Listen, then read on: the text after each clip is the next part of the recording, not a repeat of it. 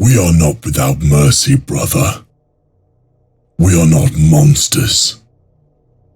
Our crusade is for nothing if we do not remember why we started it. The Emperor's dream was strong. I felt it in my bones.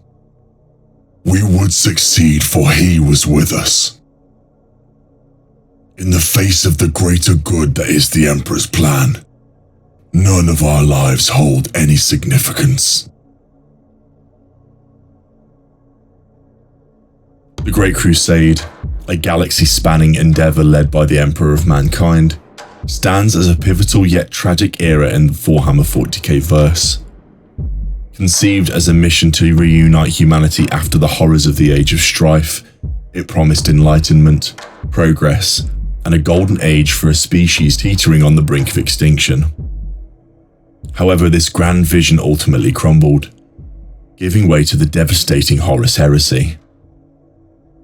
Understanding where the Great Crusade went wrong requires a deep dive into the complex interplay of factors that led to Horus Lupercal, the Emperor's favoured son, betraying his father and plunging the galaxy into bloody civil war.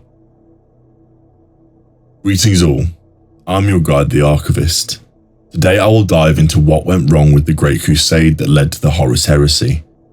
Before we begin, please make sure to like and subscribe waypoints down below, so that more people can learn from the archives.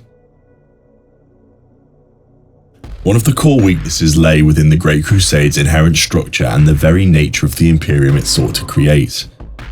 The Emperor, a being of immense power and intellect, envisioned a galaxy united under the banner of reason and progress, free from the shackles of superstition and warp-tainted religions. He declared the imperial truth, a secular philosophy that denied the existence of gods and the inherent dangers of the warp. However, the speed and scale of the Great Crusade necessitated entrusting vast authority to his primarchs, each a demigod in their own right, and their legions of space marines. While immensely powerful and loyal initially, these figures possessed distinct personalities, ideologies, and flaws that would eventually contribute to the fracturing of the imperial ideal. The Emperor's absence from the front lines proved to be a critical misstep.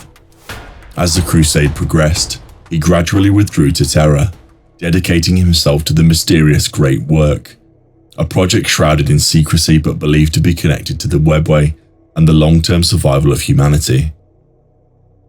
While the Great Work undoubtedly held immense importance, his absence created a leadership vacuum, leading the Primarchs to interpret and execute his vision with limited guidance. This distance exacerbated existing rivalries and allowed resentments to fester. Figures like Lorgar, initially driven by a fervent desire to worship the Emperor as a god, felt betrayed by the imperial truth and sought solace in the promises of the Chaos Gods. Perturabo, burdened by constant siege warfare and a perceived lack of recognition, grew increasingly bitter and cynical. The nature of the crusade itself contributed to the growing discontent. The relentless military campaigns, while ultimately successful in conquering vast swathes of the galaxy, came at a tremendous cost. Countless worlds were subjected to compliance, often involving brutal suppression of existing cultures and beliefs. The imposition of the imperial truth, while intended to liberate humanity from superstition, were often enforced with a heavy hand, breeding resentment and rebellion. The sheer scale of the Imperium, stretching across countless light years, made it increasingly difficult to manage and control, fostering corruption and inefficiency within the vast bureaucracy of Adeptus Terra. Furthermore, the Emperor's decision to keep the true nature of the warp hidden from his sons proved to be a fatal error. While his intentions were likely noble, to shield them from the corrupting influence of chaos, this ignorance left them vulnerable to manipulation. The Primarchs, unaware of the true dangers lurking within the warp, were ill-equipped to recognize and resist the subtle whispers and temptations of the Chaos Gods. This naivety made them susceptible to the carefully laid plans of figures like Erebus, the first chaplain of the Word Bearers, who skillfully exploited their doubts and insecurities, leading them down a path of darkness.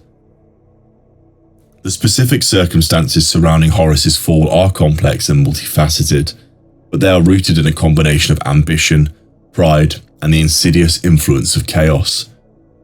As the War Master, Horus was the Emperor's most trusted son, entrusted with supreme command of the Imperial forces. He was a charismatic leader, a brilliant strategist, and a warrior of unparalleled skill. However, his pride and ambition made him vulnerable to the whispers of chaos, which promised him power and recognition beyond his wildest dreams. The events on Davin played a crucial role in Horus's corruption. During the suppression of the rebellion on the planet, Horus was grievously wounded by a chaos-tainted weapon. Whilst recovering, he was subjected to a carefully orchestrated vision, orchestrated by Erebus and the Serpent Lodge, a secret society within the Sons of Horus Legion. This vision presented a distorted version of the past and future, depicting the Emperor as a tyrannical figure who sought to enslave humanity and deny Horus his rightful place as the leader of mankind. This manipulation, combined with the lingering effects of his wound and the inherent flaws of his own character, sowed the seeds of doubt and resentment in Horus's mind. Further fueling Horus's descent was the growing realization that the Emperor intended to step aside and allow the Imperium to be governed by a council of mortals. This revelation, while intended to ensure the long-term stability of the Imperium, was interpreted by Horus as a betrayal. He believed that he, as the War Master and the Emperor's most capable son, was the rightful heir to the Imperium. The prospect of being relegated to a secondary role, after dedicating his life to the Great Crusade, filled him with bitterness and resentment. The final catalyst for Horus's rebellion was the massacre on Isstvan III. When Horus revealed his true allegiance and declared war on the Emperor, several loyalist elements within his own legion and other traitor legions refused to join him. To eliminate this opposition, Horus ordered a virus bombing on Isstvan III, decimating the planet's population and purging the loyalists from the ranks. This act of unimaginable cruelty cemented his commitment to the path of chaos and signaled the beginning of the Horus heresy. In conclusion, the failure of the Great Crusade and the fall of Horus can be attributed to a complex web of factors, including the inherent flaws of the Imperium structure, the Emperor's absence and secrecy, and the vulnerabilities of the Primarchs, not to mention the insidious influence of chaos. The Great Crusade, initially conceived as a mission of hope and enlightenment, ultimately became a breeding ground for resentment, ambition, and betrayal. The tragic consequences of this failure continue to shape the grim darkness of the 41st millennium, serving as a stark reminder of the fragility of even the grandest of ideals and the enduring power of darkness. The details matter because they reveal the intricate and tragic story of a dream shattered by ambition, pride, and the corrupting influence of forces beyond human comprehension, leaving a galaxy scarred and forever teetering on the brink of annihilation. The Emperor's vision, once so bright, was extinguished by the very suns he created, leaving behind a legacy of war, suffering, and unending strife. And so I have now covered the content for this video, but if there's anything that has been missed, please share them in the comments down below. If you enjoyed this content, please remember to like the like and subscribe waypoints down below.